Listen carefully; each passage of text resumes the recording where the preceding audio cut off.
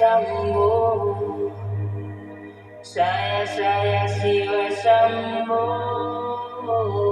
Saya Saya Shiva Shambho, Saya Saya Shiva Shambho. Hola amigos, Namaskaram para todos.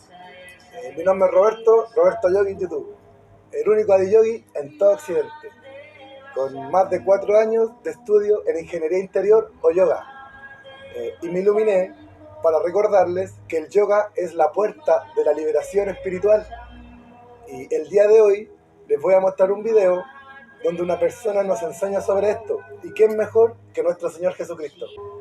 Acá, en el video, nos vuelve a enseñar que las escrituras de los monjes y judíos son palabras muertas para personas muertas, ciegos que guían a otros ciegos, y se refiere a los curas, porque él acá nos enseña que la chispa divina está dentro de todos nosotros. Y no les voy a contar más para que vean el video. Jesús, el Esenio, el hombre más famoso en la historia y tal vez el más influyente, es algo más de lo que nos han dicho y no es todo lo que nos han contado. En 1946 se descubrieron, a la orilla del Mar Muerto, unos manuscritos ocultos por milenios en cuevas. En ellas se revela mucha de la sabiduría de Jesús y de su pueblo esenio que no es mencionado en la Biblia.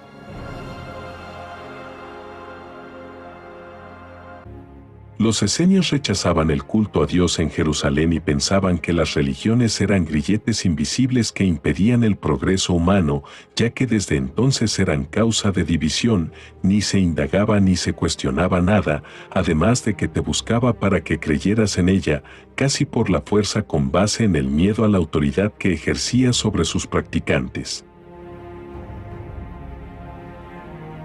El que os explicó las Escrituras os habla en lengua muerta de hombres muertos, por medio de su cuerpo enfermo y mortal, ciegos que guían a otros ciegos por la senda del pecado, enfermedad y sufrimientos. Jesucristo.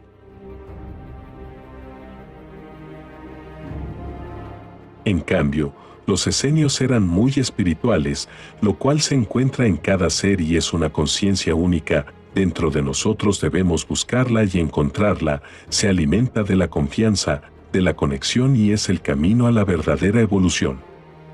Obviamente Jesús tampoco quería que se le alabara como a un Dios o como una deidad, sino que nos vino a enseñar que la chispa divina estaba en Él, así como en cada uno de nosotros. Él solo era vivo ejemplo de lo que nosotros mismos podríamos llegar a ser. Podéis hacer esto mejor que yo, pero no lo creéis. Jesucristo.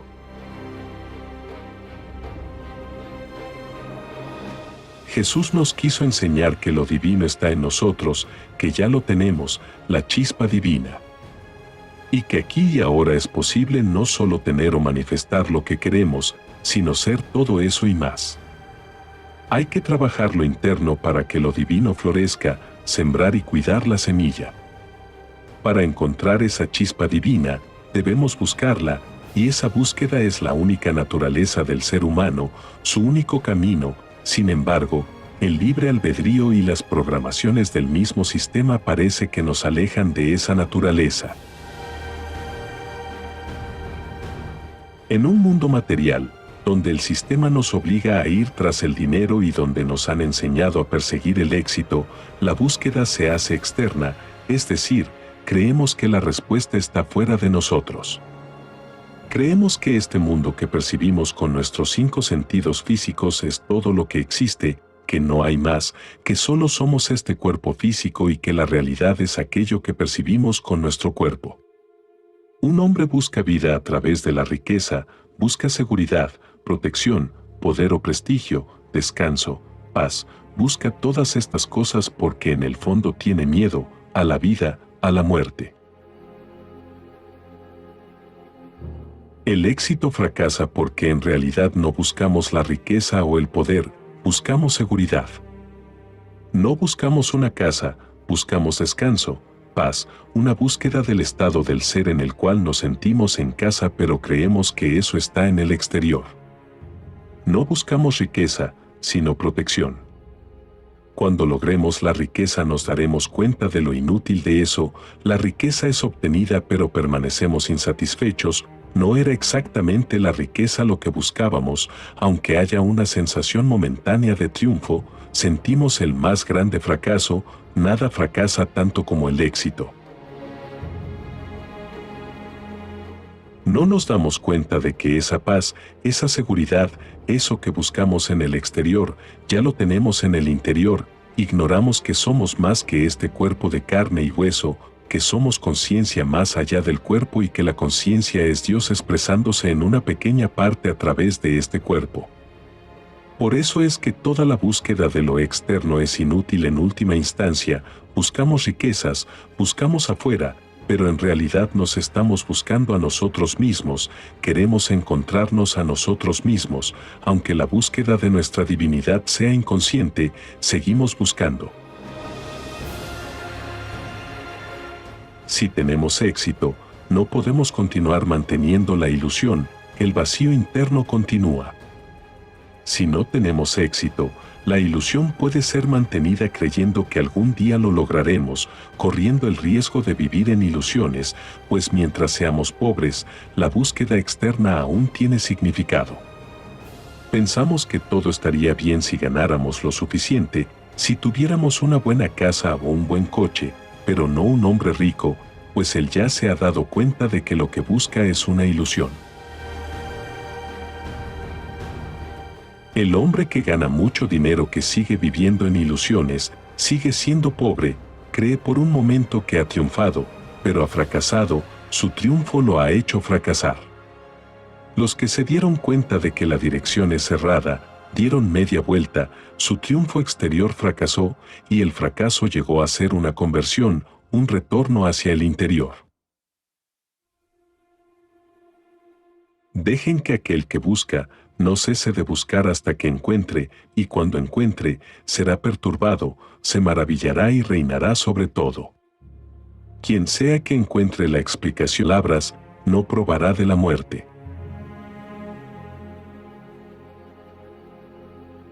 El mensaje es saber que el ser interno es omnipotente, saber que la existencia inmortal está dentro de ti, tú estás dentro de ti, por eso no te puedes tocar a ti mismo. La luz no se ilumina a sí misma.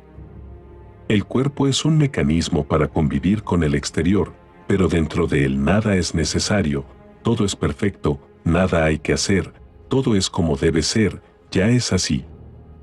La búsqueda es de este ser interno y ese ser interno es omnipresente, ningún poder externo ni ninguna cantidad de dinero puede sustituirlo.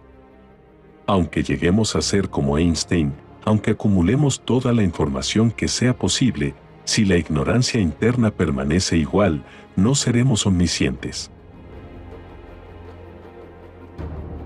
Omnipresencia, omnipotencia, omnisciencia. Todo esto llegará cuando la búsqueda de la conciencia haya dado sus frutos, y cuando la búsqueda sea lograda, podrá haber plenitud, profunda y suprema satisfacción, amor y felicidad. Cuando hayas encontrado esa chispa divina, comenzarás a ver esta ilusión con otros ojos, como lo que es, y comenzarás a jugar el juego, tu vida se transformará y comenzarás a manifestar en el exterior, tendrás abundancia y riquezas porque ese es el estado que ya eres, serás la misma abundancia y riqueza, no tendrás que ir detrás de ellas. Los demás voltearán a verte y te catalogarán como alguien rico o de éxito, y se les antojará estar en tu posición e intentarán, se esforzarán y lucharán por ser como tú, pero lo que no se dan cuenta es que tú simplemente eres, y actúas conforme a lo que eres, manifestando tu mundo exterior conforme a lo que eres. Eres plenitud, eres satisfacción, eres abundancia, eres conocimiento, eres conciencia. Los demás seguirán tras el éxito desde un estado de carencia, puesto que buscan y añoran en el exterior porque saben que no tienen en el presente lo que tanto desean, viven en carencia en el presente buscando riquezas en el futuro, sin ser la riqueza, sin ser la abundancia, manifestando más de lo que son en el presente, es decir, carencia. En ese estado de carencia corren el riesgo de enfermedades, de depresión, de perderse a ellos mismos en el camino, seguirán tratando y tal vez lleguen al éxito encontrando el mayor de sus fracasos. Y tal vez, entonces, den la vuelta y avancen hacia el otro lado, sabiendo que el camino que recorrían no los lleva a donde creían que los llevaría, pero sabiendo que ese era parte de su camino de la vida necesario para encontrar la dirección adecuada. No hubo error, solo hubo una primera dirección que llevó al aprendizaje de que esa no era la dirección a seguir, hubo un entendimiento de que no era por ahí. Si hacen brotar aquello dentro de ustedes, aquello que tienen los salvará; si no tienen aquello dentro de ustedes, aquello que no tienen los matará.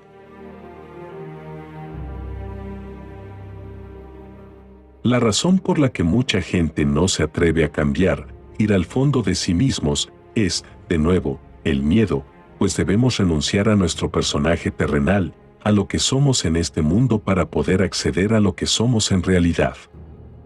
Lo presente tiene que morir de alguna manera para dar paso a lo nuevo. La semilla, al brotar, tiene que morir para dar paso al árbol. Debemos dejar de identificarnos con nuestras creencias sobre nosotros mismos para transformarnos a nosotros mismos.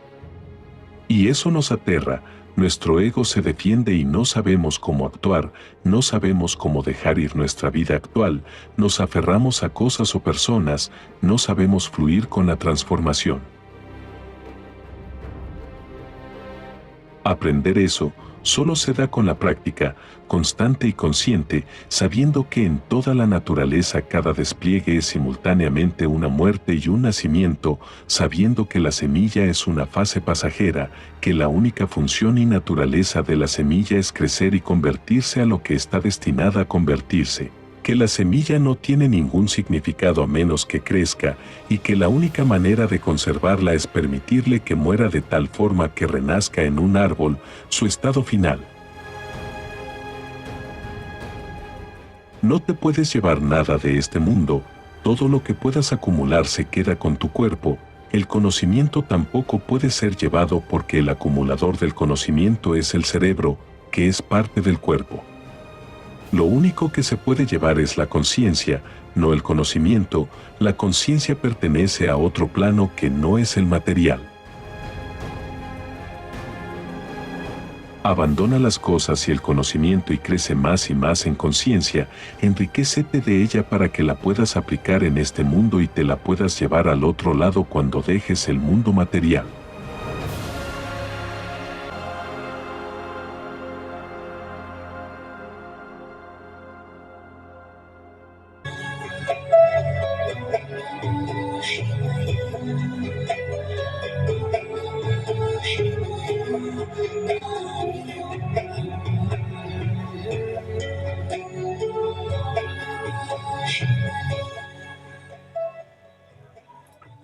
Bueno, espero que con el video hayan logrado entender que toda la felicidad, la satisfacción, el placer está dentro de nosotros, se produce desde adentro de nosotros mismos, uno mismo lo produce.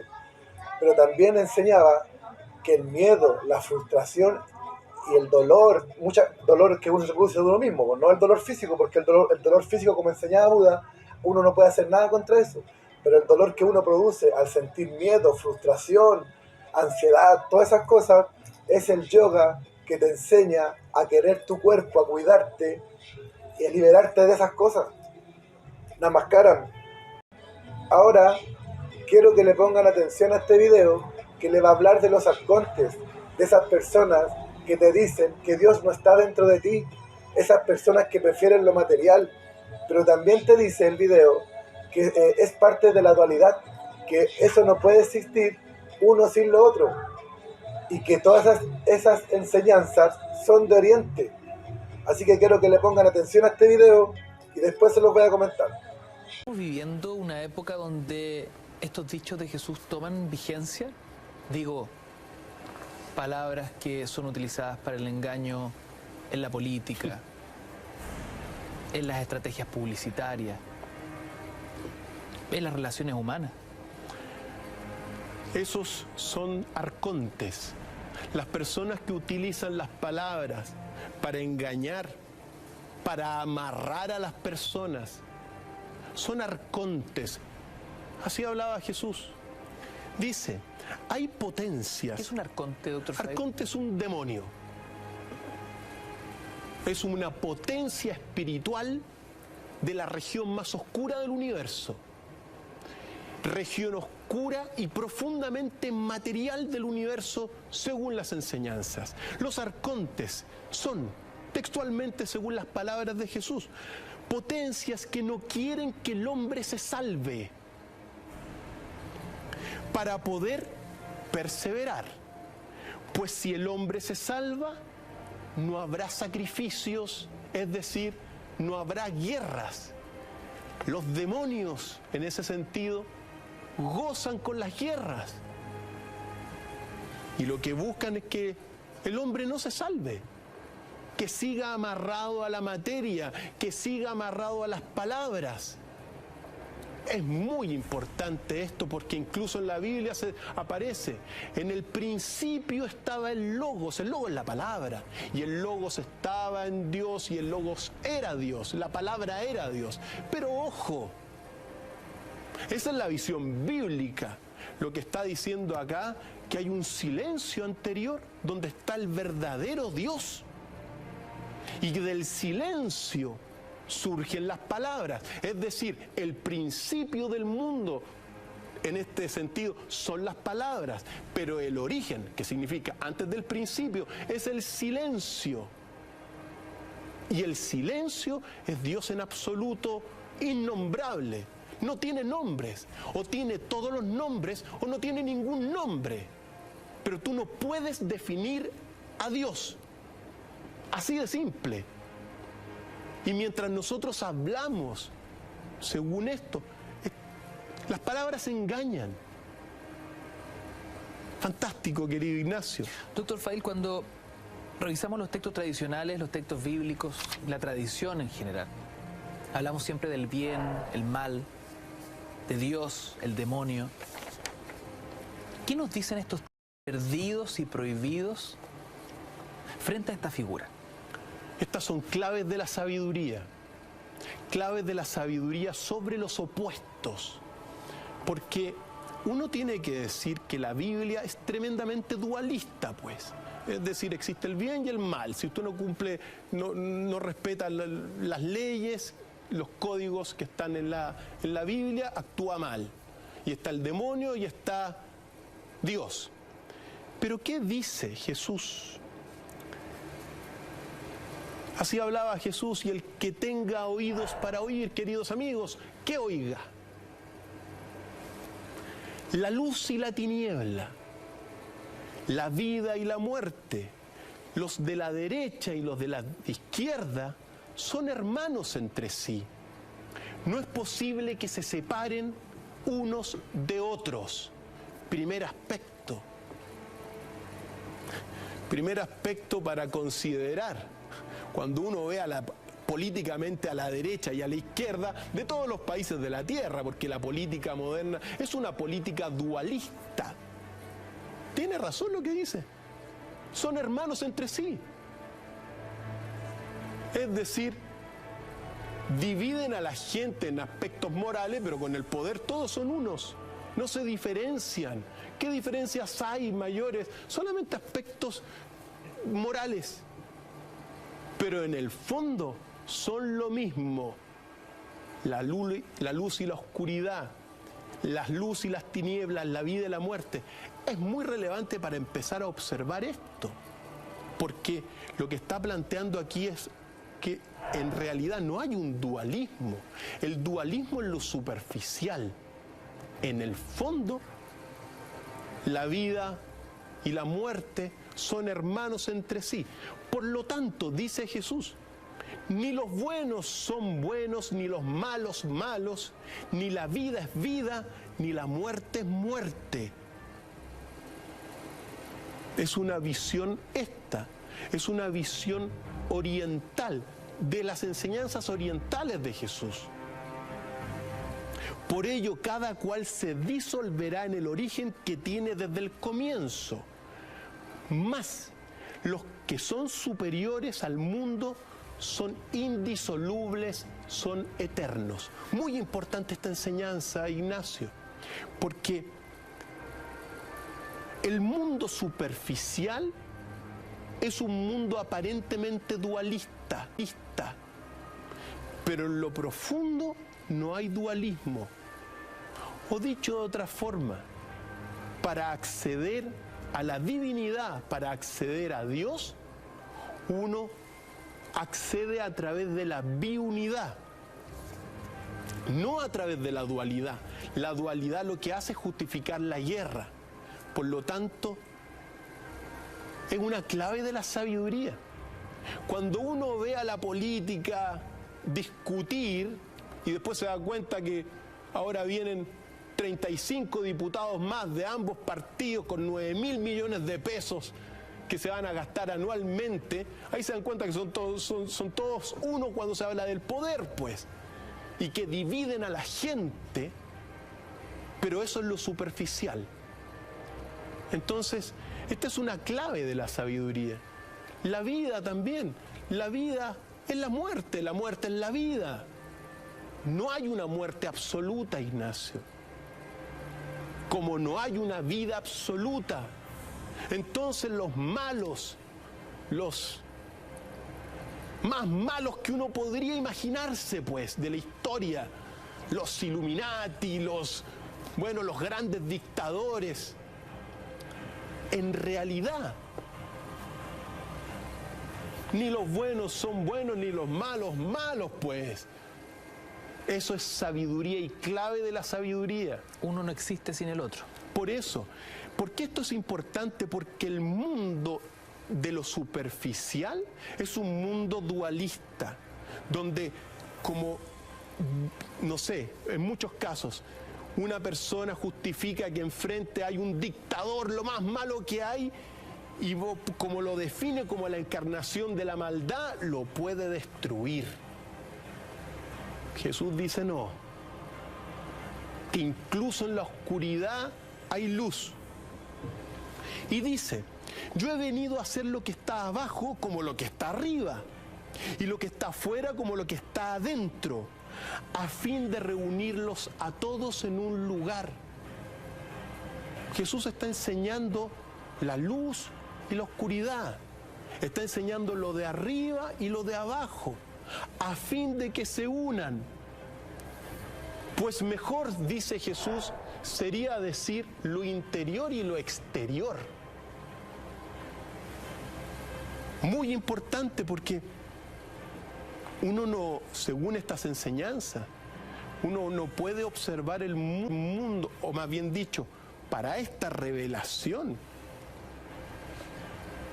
no puede observar el mundo como un mundo de paz y de guerra, de buenos y malos, porque eso justifica precisamente la ignorancia, es el dominio de lo superficial de las palabras, y te justifica la no salvación, Ignacio. Y Jesús está llamando aquí a salvar. Y el que tenga oídos, que oiga, porque dice lo siguiente: cuando hagáis a los dos uno, y hagáis los de dentro como lo de fuera, y lo de afuera como lo de dentro, y lo de arriba como lo de abajo, de modo que lo masculino y lo femenino sean en uno, a fin de que lo masculino no sea masculino, ni lo femenino sea femenino, entonces entraréis al reino. Para llegar al reino, en estas palabras de Jesús, tienes que salir de esta dualidad y entender que detrás de un hombre hay una mujer, detrás de lo masculino está lo femenino, detrás de lo femenino está lo masculino, y entonces entraréis al reino. Pero si tú te quedas en que unos son los buenos y los otros son los malos, que unos son las mujeres y que los otros son los hombres, estás en el mundo velado, en el mundo de la materia, de lo aparente. ¿Por qué esto es lo aparente, pues, Ignacio? Yo te miro a ti y ve una imagen material aparentemente masculina, pero en lo profundo también tienes mucho de tu mamá, ¿o no? Habría que preguntarle. Lo mismo que uno. Entonces, Jesús dice eso, a fin de que cuando lo masculino deje de ser masculino y lo femenino deje de ser lo femenino, entonces entraréis al reino.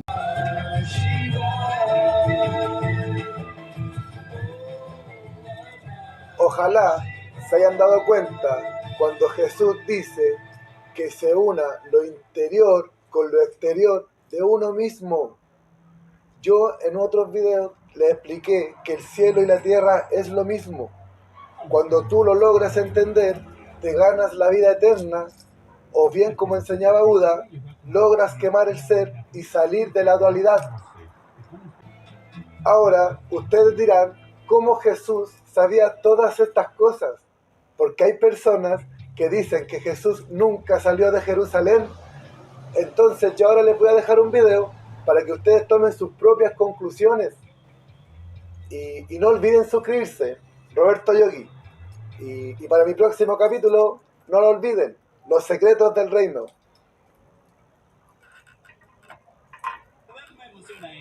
Namaskaram. Sin embargo, sobre el mismo debo decir, cuesta a veces decidir si tenemos que ver la figura de Jesús, el Cristo, como una entidad divina, directamente, como él mismo se nombraba, como el mismísimo Hijo de Dios, o también como un hombre estudioso, preocupado de lo espiritual, y que por eso la Biblia tradicional no contempla qué ocurre con él desde los 13 hasta los 30 años. ¿Se pierde el rastro ahí? Se pierde absolutamente. Lo vemos de niño, que ya predicaba, que tenía un talento y una inteligencia sobrenatural. Y luego, los pobres y 4 evangelios que existen, cuando digo pobres, que son mezquinos frente a todo lo que más quisiéramos saber, aparece teniendo 30 años hasta los 33, que es cuando lo crucifican, resucita y el resto de la historia es más que conocido. Entonces, ¿qué pasó entre ese periodo? Algunas teorías, y ya hay algunos textos que parecen confirmar dicha hipótesis, es que él viajó.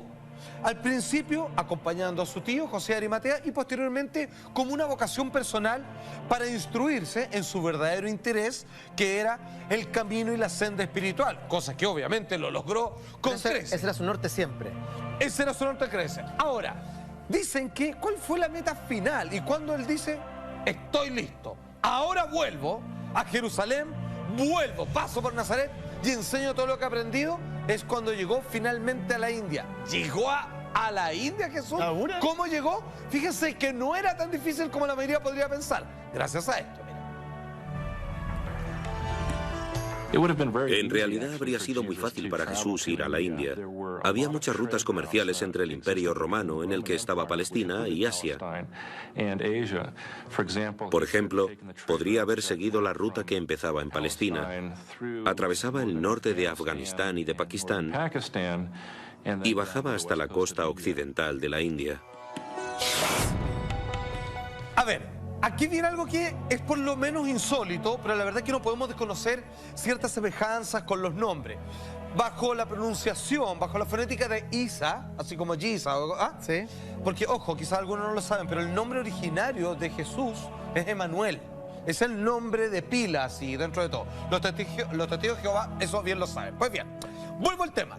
¿Qué es lo que pasa? Él con 14 años, sabemos que la Biblia tradicional, la que se puede encontrar en cualquier velador, en cualquier casa, se da cuenta de él que hasta los 13 años, y de ahí se pega este salto hasta los 30.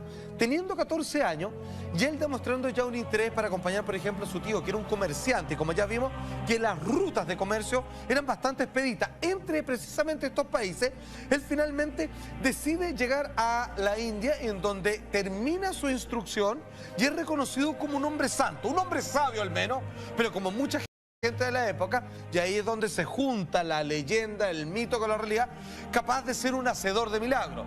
Los milagros que no son tantos como en otras personas, también de la misma época, Jesús, digamos, tiene de partida el gran principio que es resucitar, además de caminar por las aguas, levantar a los muertos y cuantas cosas más. Pero Convertir el agua finalmente, en vino. el primer, claro, cambiar el agua, transmutarla del agua en vino, Ojalá yo multiplicación de peces, panes, etcétera, etcétera. Un dominio total sobre la materia. Pues bien, Teniendo 14 años, aquí inmediatamente nos despojamos de la Biblia tradicional y nos vamos a un primer viaje que hace con su tía. Y él llegaría a la tierra que están cerca de la Gran Bretaña, en donde él conocería, sí, lo que pasa es que el tío de José de Arimatea, que está en la Biblia, que es el que pagó, digamos, por su tumba, de la cual finalmente sale cuando resucita, él era un vendedor de estaño, ¿cierto? Este metal que era muy preciado, digamos, para hacer todo tipo de metalurgias. Ahí él tenía un gran comercio, por lo que hoy día conocemos como las partes de Gran Bretaña. Y él conoció a los druidas, que son estos magos sabios que de alguna manera eran el soporte de las creencias de la cultura celta, ¿cierto?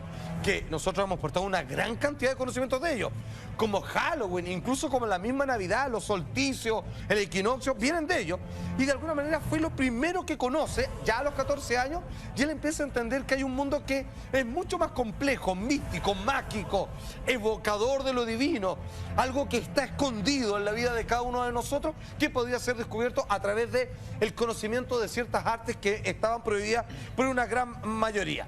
Finalmente se dice que, conociendo esto y siendo que su tío también le interesaban estos temas, es donde él pone la primera piedra de la primera real iglesia cristiana, la Vetusta Ecclesia, la iglesia más antigua del reino insular del que se sabe. Ahí lo estamos viendo. Eso es lo que queda. Eso es lo que queda. Estaríamos hablando de la primera gran iglesia, de alguna manera impulsada por el tío millonario de Jesús, José de Arimatea, no José, su pseudo padre carpintero, porque obviamente fue el Espíritu Santo quien lo concebió, y de alguna manera así entiende Jesús que esta es su misión en la vida, generar, digamos, algún centro de encuentro, de adoración que recuerde quiénes somos todos hijos de Dios.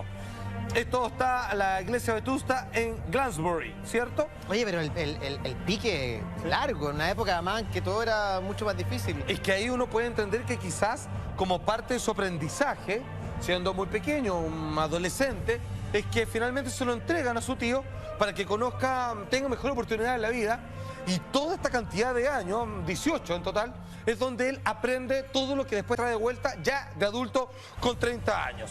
Pues bien, ahora, para que ustedes entiendan cuál es la relación a partir de otros textos que no están incluidos en la Biblia entre este tío hacendoso, comerciante internacional, y su sobrino Jesús, es la siguiente, mira.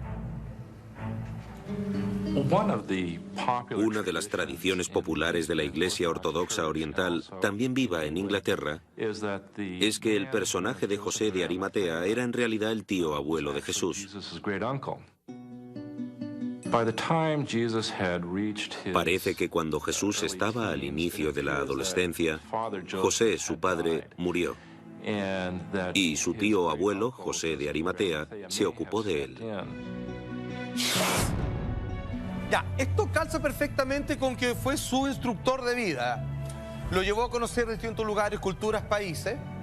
Y él, como tenía interés, tenía esta vocación de muy pequeñito, eso sí está en la Biblia, por encomendarse a Dios, Padre, Creador, el único, y él de alguna manera predicar en su nombre, se da cuenta de que hay distintos nombres y distintas formas de acercarse a Dios, y sería, obviamente, aparte de los celtas, lo primero que aprendió.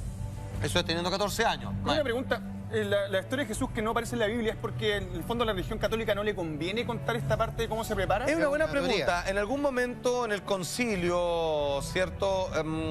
Se sacaron muchos libros. De hecho, Biblia se traduce como librito, que es un compilado de varias historias chiquititas que se juntaron. Las historias que antes estaban en la Biblia original es más del triple de lo que hoy día conocemos. De hecho, también hay historias de niños de Jesús que quizás esas sí las sacaron porque como niño tenía un comportamiento, digamos, no muy afín con lo religioso. El evangelio reescrito, además. El evangelio apócrifo. Pues bien, para que ustedes entiendan de cómo va calzando esta ruta que hace Jesús siendo muy pequeño con su tío José de Arimatea, fíjate que existe este poema que de alguna manera le rinde homenaje reconociendo ya las tremendas aptitudes de este pequeño Jesús. Mira, dice así. Esto lo escribe William Baker, poeta inglés. Dice: y caminaron de antiguo esos pies por las verdes montañas de Inglaterra. Lo hacen pregunta.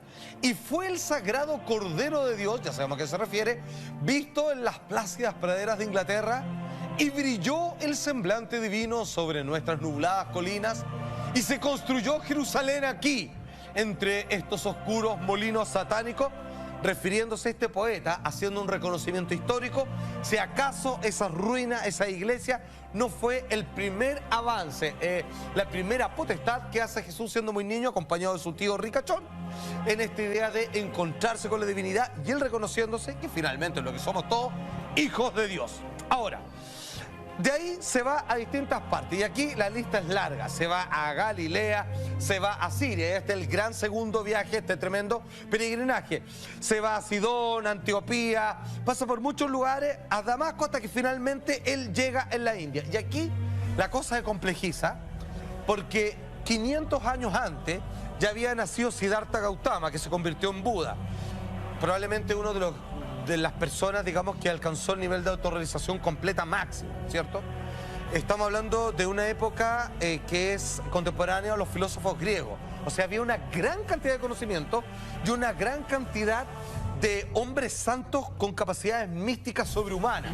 Y cuando llega ahí, claramente, la India, con miles de años de antigüedad, más incluso que los países de procedencia de Jesús, él dice, wow, aquí es la movida, digamos, acá me quedo, y aquí comienzo a aprender. Entonces comienza a aprender desde textos que son desde el Bhagavad Gita, los Vedas, los Upanishad, que para que usted entienda, son textos tan antiguos, pero tan contemporáneos. Por ejemplo, toda la película Matrix está basada, y parte de sus textos, en los Upanishad, que tiene que ver qué somos nosotros, una llama de una llama más grande que nunca se extingue, cómo funciona el amor, cómo puedes encontrar un grano de sal disuelto en agua si ya lo ocupa todo. Todas esas grandes preguntas, si somos un trozo de espíritu, pertenecemos a algo más grande, cuál es el destino, hacia dónde debemos redirigir nuestra existencia, están escritos en estos textos. Y Jesús se encuentra con todo eso y dice, bueno, esto es... Aquí están todas las respuestas. Y supuestamente, donde hay textos budistas que reconocen, mira qué curioso, porque esto también está en la cultura islámica, que dicen que hay un tremendo profeta que viene de tierra lejana que se llama Isa, que conjuga mucho con el nombre que nosotros lo conocemos, y que él aprendió todo esto acá, y que aquí él se autorrealizó, se convirtió en un hombre sabio, hacedor de milagros, y que finalmente la gente comenzó a seguirlo, hasta que el momento que él dice, completé mi entrenamiento, mi conocimiento, y me regreso a mi tierra de origen, es lo mismo, que nació una madre virgen, las mismas cosas, y me regreso ahora a enseñar lo que aprendí. Ahora, aprendió de culturas tan diferentes, que cuando llegó, ¿qué es Jesús? Primero que nace en un revolucionario, primero incomprendido, apedrado, después obviamente fue una contraparte demasiado heavy para el poder reinante entre los romanos, así que terminó como todos sabemos. Ahora, uno lo puede hacer una comparación entre los textos budistas y obviamente la enseñanza de Jesús, y hay hartas similitudes, fíjate, por ejemplo, estas. Algunos estudiosos han encontrado considerables similitudes entre Jesús y Buda. Se dice que, como Jesús, Buda curaba milagrosamente a los enfermos, que andaba sobre el agua o que alimentaba a multitudes con solo unos panes. ¿De dónde obtuvo Jesús su conocimiento? Nadie lo sabe. Se explica con milagros. ¿De dónde se sacó sus enseñanzas sobre ética? ¿De dónde procedían? ¿Por qué es tan diferente y reacciona de manera tan dispar a la de la gente que lo rodea? Son preguntas sin respuesta. Bueno, ¿qué es lo que pasa? Este hombre termina de aprender todo lo que necesita saber de la India y se devuelve. Y ahí dicen que agarra las últimas prácticas. Cuando ya con 20 años termina pasando por Persia, que hoy día es Irán, Persépolis, que era el centro claramente espiritual de la época. Finalmente también pasó por Grecia, que es la tierra de los grandes filósofos que eran contemporáneos de Buda, la tierra de Aristóteles, Platón, por ejemplo, entre tantos otros. Finalmente él aprende de espiritualidad y de política al mismo tiempo, de oratoria. Acordémonos que ya de niñito él había demostrado que era tremendamente locuaz y inteligente. Y es ahí cuando regresa. Y el problema es que dice, ¿cómo entrego este conocimiento foráneo a los religiosos judíos de aquella época, a la cual pertenecía a su raza, y por otro lado sometido por un imperio romano aún más ajeno, que tienen toda su seguridad en el metal y con las monedas, en el comercio? Entonces él dice, me la juego, porque aquí yo claramente voy a hacer ruido, porque voy a ser, como este texto lo dice, un revolucionario. Atención.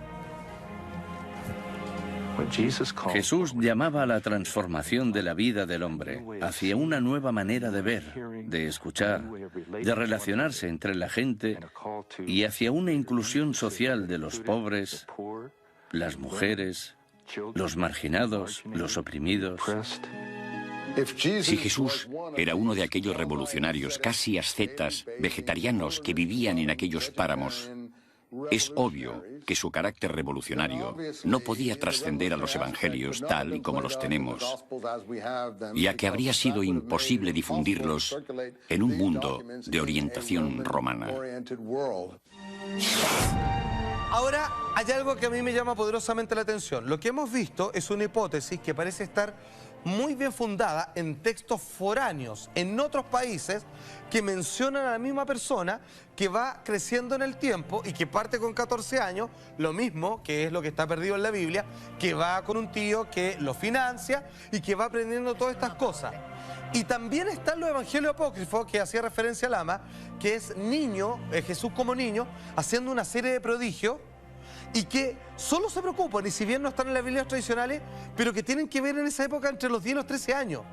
Entonces, aún los evangelios no reconocidos por la Biblia, apócrifos, dicen que no saben tampoco lo que pasó de él de más adulto. Y parece que estos textos serían la respuesta.